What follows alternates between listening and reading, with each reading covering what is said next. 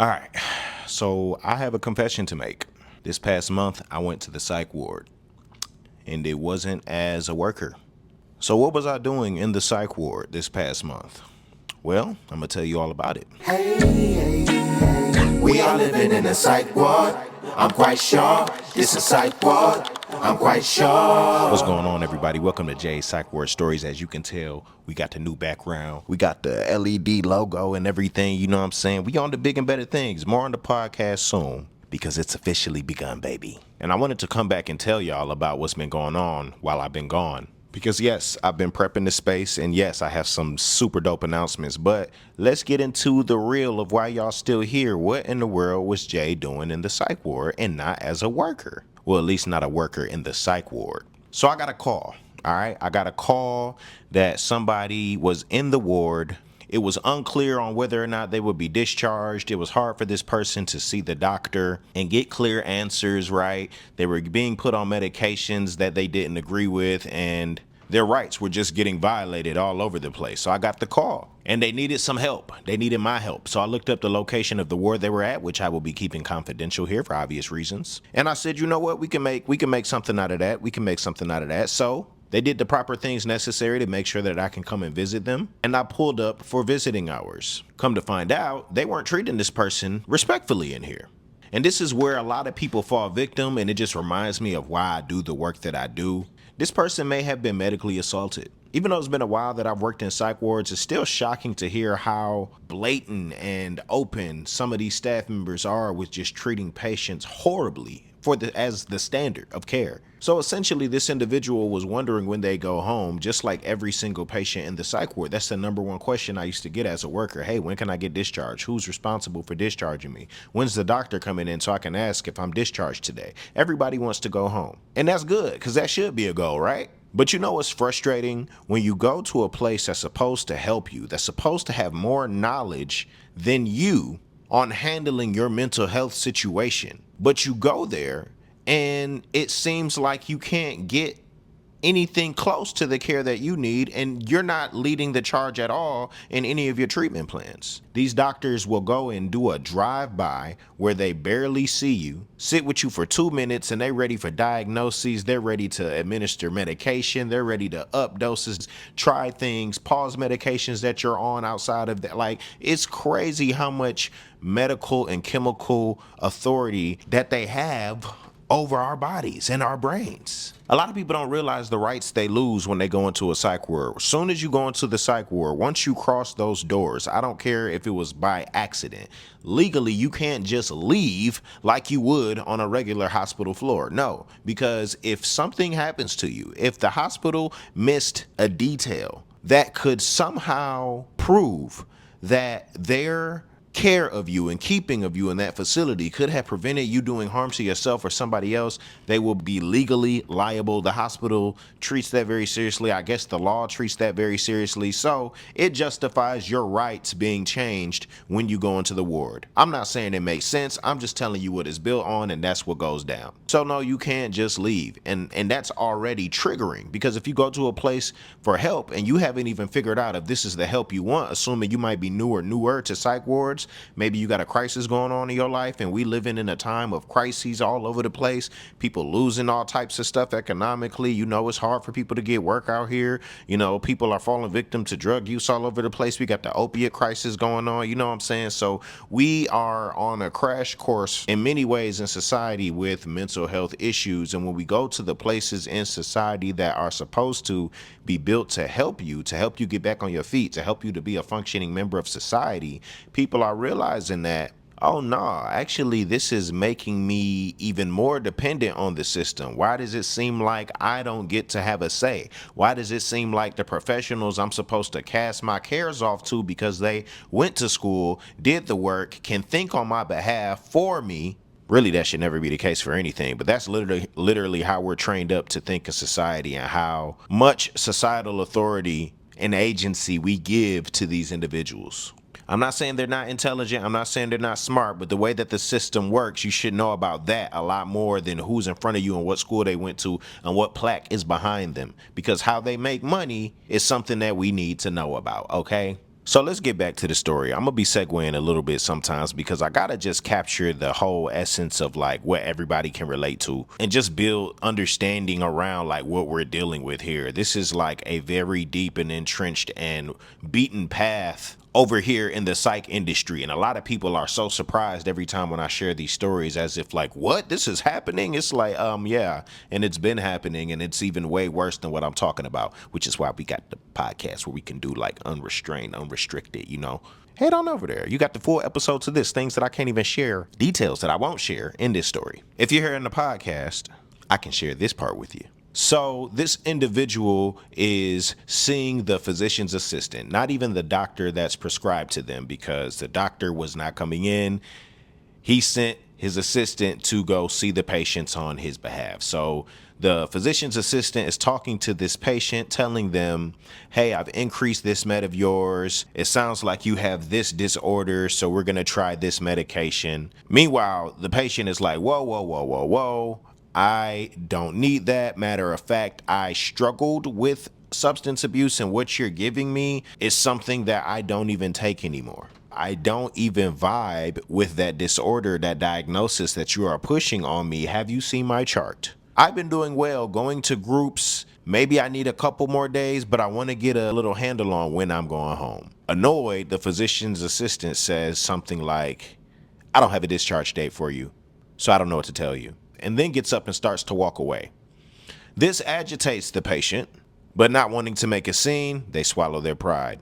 The next day, they say, you know what, I'm going to confront them, and I'm going to ask with more details, and I'm going to show them that I've been not only keeping track of my groups and my attendance and the medicine that I've been taking, but also the things that were shared about when I get to leave or why I should leave sooner than whatever's being projected. And so soon as this person brings out their notebook and is showing the notes that they've taken throughout the day, the physician's assistant rolls their eyes and says, what do you want me to do with that? And essentially begins downplaying what the patient came to share to advocate for themselves. Being irritated and feeling dismissed, the patient says, when can I see my real doctor? You're not even a real doctor. And as if the physician's assistant was triggered by that statement, they get up and say, I don't have to deal with this. So then the patient, being agitated for being shut down again, calls her a stupid bee and then storms out of the room. This is the reason why I got the call.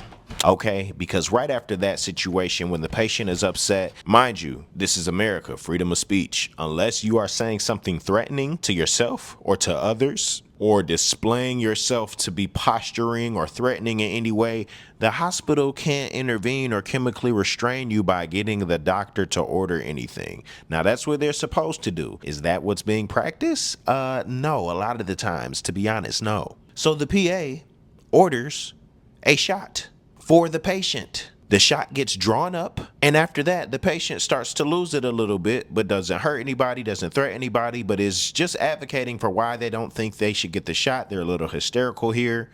Then the PA comes out and yells at the patient and the staff and says, you will respect me. Give them the shot. And when the person told me that this part of the story, when I'm talking to them on the phone, and they told me this part of the story, they're like, I got witnesses, I got other patients that said they're willing to sign my recipient's rights, that they saw that. I'm like, okay, we might have a lawsuit on our hands. So right then and there, the shot gets drawn up. The staff go to the room with the patient. This is when the patient even tells me that the staff said, we don't want to do this. We don't agree with this, but it is an order. And you know what this sound like? Sound like that Hitler stuff. I ain't gonna lie, that Nazi stuff where you're just following orders. And this is coming from somebody that has been a part of holding patients down through doctor's orders. There were times I, didn't even understand the culture of psych wards and just knew I had a job to do, right? So there's that aspect of it. But then as I'm learning like that, this system is not informed by patients being the center of care, and just how corrupt situations will happen, leading to an outburst from a patient that was gaslit by staff. Soon as I started getting hip to that, I'm like, yo, I would start declining to be a part of stuff, or to just, that's how I got my nickname, the patient whisperer, come up with a de-escalation tactic while jumping in to staff before things got to that point and saying, hey, let me talk to him, because I was able to witness how abusive the system will be to people, and I did not like that around me. If you gonna administer that type of stuff, you're gonna have to look truth in the face and be man enough or woman enough to say, yeah, draw that shot up, or you're gonna be a coward and do it behind the scenes, and call it, to the charge nurse, and they're going to do it to the room secretly, or like, yeah, man, if I tell you the amount of ways that staff would sneakily get patients these shots, patients they were intimidated by, patients they were afraid of, patients where they only read their chart and used something that they did years ago to justify the type of person they are, and to say, hey, doc, could we just get something ordered to have it on the side? Or maybe I can convince them to take it after breakfast. Using manipulation tactics like, hey, would you like something to calm down? Like right in the morning, like they just woke up, they just calmed up, and you already trying to get them to calm down and manipulate. Like, that type of stuff is very abusive. You're introducing chemicals to the body that don't do right. And I recently asked this question in my school community, right? If you don't know about the school community, then you need to join the Psych Ward Survival Club, where people that have mental health struggles can come to a destigmatized space and just have weekly discussions about mental health, about therapy treatments, about alternatives to treatment, taboo topics in the psych community that are being discussed. Like, great people over there, some of the strongest people I've met. So go ahead and click the link in the description or in the bio and join that. But in my school community, I asked a question. I said, psychiatric medication, what they tell you and what they don't. Side effects, withdrawal, the process of finding the right medication, how long it actually takes versus how long doctors tell you it takes. These are things some patients are rarely warned about before they start. Was medication something that was explained well to you, or did you learn everything the hard way? Listen to some of the things that the students had to say. One of them said, I just took whatever they gave me. That didn't work out well. I was given some new med. It had me in a state like I was mentally underdeveloped. I mean, I forgot how to feed myself. After I was put in the hospital, I had just enough mind left that I told them to give me something else. Then the brain fog went away. Let's keep going. Somebody else said, I learned the very hard way. It took 10 years for them to find the right meds for me. It took a lot of trial and error. Either I was over medicated on a new pill, or I had horrible side effects that I was not willing to live with, but kept trying, and I got lucky with the combination I'm on now. And most of that is because I was involved in the process. I was extremely vocal about how it made me feel or not feel. In my opinion, tell the doctor what's worked in the past and what you're not willing to deal with. Weight gain, brain fog, and other things. Be as involved as possible if possible. These are the things that we're discussing in this community, because we need to not be starting over every time somebody goes into the psych ward, okay? When you go into the psych ward, you should not be not knowing what's going on. You should know exactly, like, it's like going to the grocery store without having any knowledge of GMOs and harmful chemicals, and just blindly shopping for whatever you think looks good and you think is going to have a certain outcome when you have no idea what that's about to do to your body. It's going to tear you up. This is actually, the psych ward is like 20, 30, 50 times worse than what I just described. Like, I'd rather you deal with GMO foods and some of these chemicals that they put people on, changing their chemistry, leading to all types of effects, even losing their lives. Okay, I've witnessed that as well. Like, they are willing to go to some far out extent. So after this patient gets held down and gets this shot, they are hysterical. They call me and I say, okay, I get the recollection of the events. I say we're going to have to file a recipient's rights report, but I'm going to come up there, for visiting, because they requested me to come up for visiting. I look up the location of the place. I'm like, okay, far enough, but I can pull it off. So I get up there. I visit with them, and they're a lot calmer, and they're able to tell me like things that happen frame by frame. We fill out the recipient's rights information. I drop off a couple of Psych Ward survival guides for them, which if you don't have one of these, you should definitely get one, whether it's for your rainy day or somebody else's.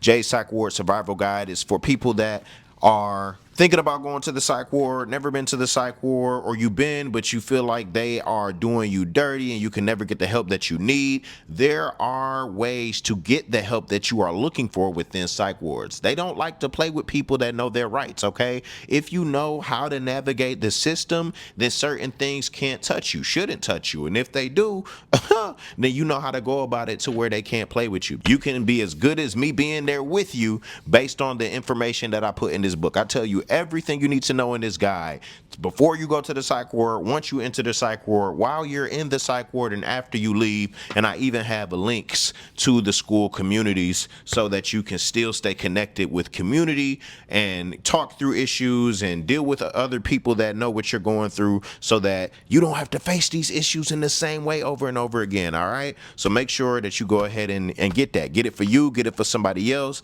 get it for just in case. Buy a bunch and take them to your local psych wards, your local library, so that people can have access to these resources. Like, this is very, very important and vital stuff. So I give this person the psych guides, and I tell them to just keep in the reflections area notes about all the groups they attend, who ran the groups, what the group was about, when they refused the increased dose of medication on the basis of it being the medication that they previously wanted to avoid due to their past addiction and feeling that they don't need it, after expressing this to the doctor so that they could have a documented basis for medication refusal, because they will try to intimidate you. The staff will say, oh, are you refusing medication? The doctor will increase your meds without your permission or consent. Then you can fight it and say what you want, but then you go to the med pass line and you're like, oh, you have an increase in Seroquel. Now you have this new pill Xanax. And you're like, I didn't ask for any of that stuff, nor do I feel safe taking it. Are you refusing? I'll have to mark it down as a refusal. You see the manipulation tactics that start to kind of frame a narrative to where you're doing things you don't want to do. And did you hear what I read, what some of these other patients went through when they just had to take these meds like it was trial and error, and what it did to their brain, bodies, and functionalities? And these people don't care. They'll let you rot in the psych ward and then send you home at an inopportune time, leading to even more dangerous encounters. Like, this is so vitally important. And so because they had a documented reason for refusing their medications, it created a situation where the hospital doesn't want to play in those waters where patient rights and advocacy can get involved and hold them accountable. They love the patients that are too mentally unwell to think for themselves, or who have white coat syndrome and will play by the rules and listen to what the doctors say and comply because they're scared and haven't been in these situations, and patients are intimidating them. So they're thinking, all right, if I just listen and go home, perfect candidates. They'll wring you dry and send you up out your way. And hopefully that's your last time up in there. But I've seen many of people turn into cyclical visitors. That revolving door keeps it going. Because if you don't really work on the true essence of your mental health problem, you're not going to chemicalize it away. And I don't look down on medications. They help a great many people that know what they need and that aren't experimenting and throwing paint on the wall. It's dangerous to be doing it that way. This should be informed by something. We should be making calculated decisions that don't come from 2-minute drive-bys. Okay, so because we filled out that recipient's rights complaint, and it had the situation documented about what happened in there, guess who got out the top of the week? They got out the top of the week. Because it's less likely that when recipients' rights or whoever calls up the patient when they're outside of the ward, that a patient that had a negative experience with it is going to want to have to open that back up and deal with that, unless the hospital did something so egregious. But most people are just like, yeah, just keep that away from me. I feel like I can control in life my interactions with them, and I don't want no more to do with it. And I get that. But this is how the cycle continues, and this is how a lot of these staff members end up feeling that they can get away with whatever and just boss patients around. Because why do staff members think they can just come in and see people for 2 minutes and then chemically change their lives?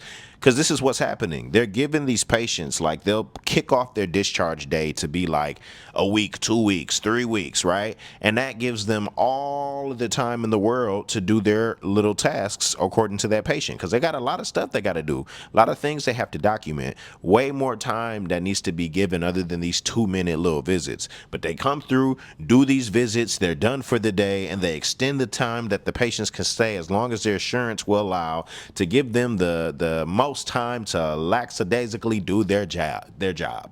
All right. And then they'll get around to you and make sure that they're getting paid and that they are using their time in a way that they see fit. Now, do doctors need breaks? I'm sure. They go through all of these schools, even PA. They go through all this schooling and shadowing and all of this stuff just to have to work their tails off for more work. But that shouldn't come at an expense to where your fellow human beings are fodder to you, and the things you prescribe them or don't come from careless interactions, come from careless, uninformed patient care where the patient is completely decentered. So yeah, this patient was able to get out of the hospital. It was something else going to these wards, visiting and having to empty my pockets and different things like that. I have like a dream of being able to go into the wards as like a mole and to kind of like expose some of the things that goes on. I don't know. That would be super fun. Kind of risky though. Like obviously you got to be like a double agent jumping back into the matrix. You know what I'm saying? Dodging the Agent Smiths and seeing and exposing what's really going on. But I feel like, that's not necessary because we know what's going on. There's so many people that are witnessing it and that are living it every day that have talked about it, that are talking about it, that are in my school community talking about it, so I think these stories just bring awareness and create safety around sharing the reality of these places that claim to help people. And unless you know how to navigate the system that's supposed to help you, then you might not be lucky enough to get the help off rip. Okay? And that's just something that people need to know. So let me know what you think about this story. Hey, make sure you join the Patreon. We are up kicking. So if you join the Patreon, you're going to be able to get content before it even reaches any of my social media platforms. Okay. And that first tier, you get access to the podcast, stuff that I'm not talking about on these channels. I'm going to be doing interviews for people that have been inside the ward and what it was like for them to be on the inside and what life is like for them now on the outside. People from various mental health backgrounds that come from being stigmatized, come from being labeled. They will be able to have the voice to share from themselves how they're doing, how they're navigating life, some of the struggles that they're having, because nobody's alone here. And we should be able to have these conversations without it being painted in a way that's forcing us a narrative. Okay, people are people. So definitely jump on the podcast, jump on the Patreon so you can get access to the podcast. If you join that second tier, then you get that merch discount. You get to influence what it is that we're going to be talking about next. Okay, so I might say, ooh, should I tell the story about the patient that slashed all my coworkers' tires, or the patient that threw the couch through the window? Y'all have the knowledge of that choice and the choice to vote on which one we're going to be talking about first. All right, as well as there will be a monthly Q&A with that group where we'll do that. Like I said, the merch discount, that's permanent, that's for life. And then lastly, we have our advocacy tier. This tier is very special because anybody that joins this tier, you will be sponsoring somebody in the school community to take the Psych Ward survival course for free. Yes, that means that if you are in the advocacy tier, somebody in the school community is going to be blessed to be able to go through that educational material that I walk you through in the video series, as well as getting a free Psych Ward survival guide so that they can navigate the mental health system safely and they can navigate it with confidence, clarity, and control. You'll be helping them do that. You'll go on the advocacy wall and be shouted out and celebrated every month and in the Patreon group and on socials. You get a bigger discount on merchandise, and everything that applies to the above tiers applies to you as well. We'll do an individual Q&A over there as well. It's special. It's special. So the Patreon is fully active. Make sure you jump over there and show your support. It's either a cup of coffee, a Netflix subscription, or a gym membership. Okay, one of those tiers is where we can get you. So that would be very cool. And obviously, if you want to join the Psych Ward Survival Club, that community is completely free.